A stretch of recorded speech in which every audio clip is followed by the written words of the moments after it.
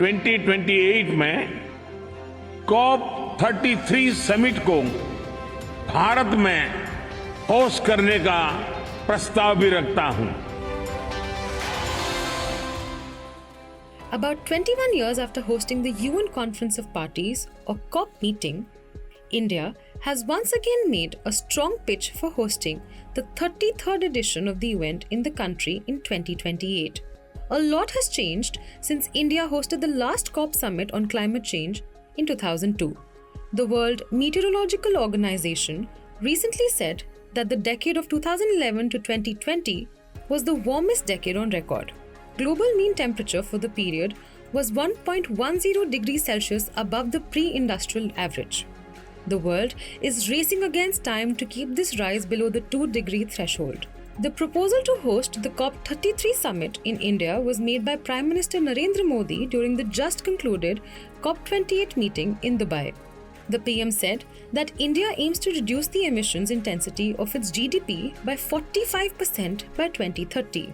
It has also decided to increase the share of non-fossil fuels to 50%. Prime Minister Modi also proposed the Green Credit Initiative, which focuses on creating carbon sinks through people's participation.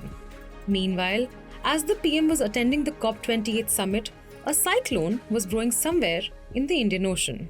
On Tuesday, that is the 5th of December, it made landfall in Andhra Pradesh, while Tamil Nadu and Puducherry were on high alert. IMD called it an unusual cyclone with destructive intensity. The weatherman said that cyclones like Migjom are rare at this time of the year, and experts said it was a clear indication of climate change. One of the worst victims of climate change, India clearly stands to gain if the world succeeds in slamming a brake on the soaring mercury. But why should India host COP33? We saw how hosting the G20 really rallied a lot of discussion across the board and across all sectors of the informed audience on what a G20 could bring in terms of not just the visibility of India at an international stage, but also the outcomes that can go a long way in holding India's position as being the proponents of those outcomes. We got Africa inducted in the G20. We got the figures of tripling renewable energy in the G20. We got the figures of trillions of dollars of finance that is needed in the G20.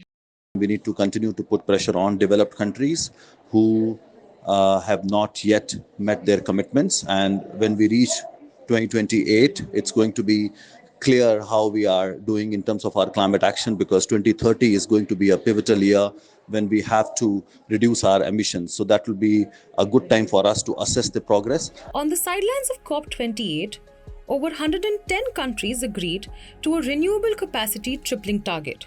India was not part of this list, but having already agreed to it at the G20 summit, India is already on board.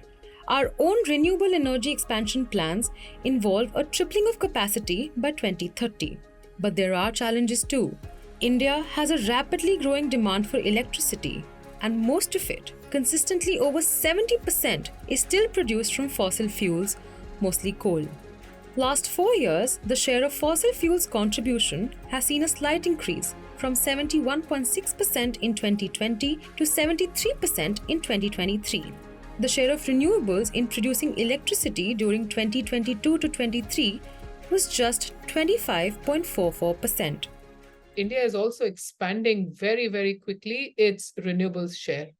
Already, renewables are accounting 11 to 12% of the generation. In terms of capacity, we have a target of having about 50% non-fossil fuels. Whilst we are making those efforts, we also feel that in the international negotiation space, where countries sometimes don't come with moral authority or trust, for example, the US asking for phase down of fossil fuels, while it remains the largest exporter of LNG in the world today, even more than the Middle Eastern country of Qatar. For all of these reasons of energy security, India tends to feel that it must preserve its right to develop and hence the slight right to expand on coal.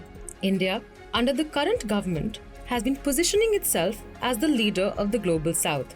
This was clear during the G20 summit. Experts say that the proposal for hosting the COP33 also falls along the same line. Also, India may use the hosting opportunity to demand more contribution from the global north. If you like this video, share it and subscribe to Business Standard. For more news, views and insights, log on to www.business-standard.com. Do also follow us on YouTube, Twitter, Facebook, Instagram, Telegram and LinkedIn. He's making plans for an early retirement. Business Standard.